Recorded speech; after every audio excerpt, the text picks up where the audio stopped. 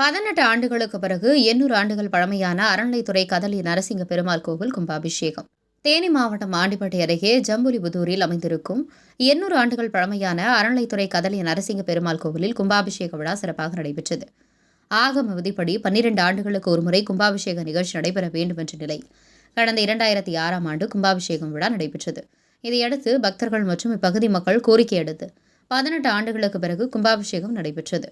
கும்பாபிஷேக விழாவை முன்னிட்டு கோவிலில் முன்புறம் யாகசாலை 2 நாட்கள் 4 கட்ட யாகசாலை பூஜைகள் நடைபெற்றது. அதனைத் தொடர்ந்து பூர்ணாகதி நிகழ்ச்சி நடைபெற்றது.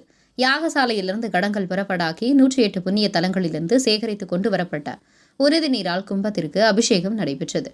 இதையடுத்து மூலவர் நரசிங்க பெருமாளுக்கு ஸ்ரீவில்லிபுத்தூர் ஆண்டாள் திருக்கோவிலிருந்து ஆண்டாள் சூடி கொடுத்த மாலை கொண்டு வரப்பட்டு சாத்தப்பட்டு விபூதி, மஞ்சள், குங்குமம், பால், தயிர் உள்ளிட்ட 21 வகையான அபிஷேகங்களும் ஆராதனை பூஜைகளும் நடைபெற்றது. தொடர்ந்து மகா தீபாராதனை நடைபெற்றது. இதில் சுற்றுவட்டார பகுதியைச் சேர்ந்த பலரும் கலந்து கொண்டு சுவாமியை தரிசனம் செய்தனர். உங்கள் பகுதியில் உடனுக்குடன் முக்கிய செய்திகள் உங்கள் விரல் நுனியில் காண எங்கள் தவசி நியூஸ் 24 சேனலை காண தவறாதீர்கள். உங்கள் தேனி ஆண்டிப்பட்டி செய்தியாளர் தாசா பிரகாஷுடன் உங்கள் தவசி ரமேஷ்.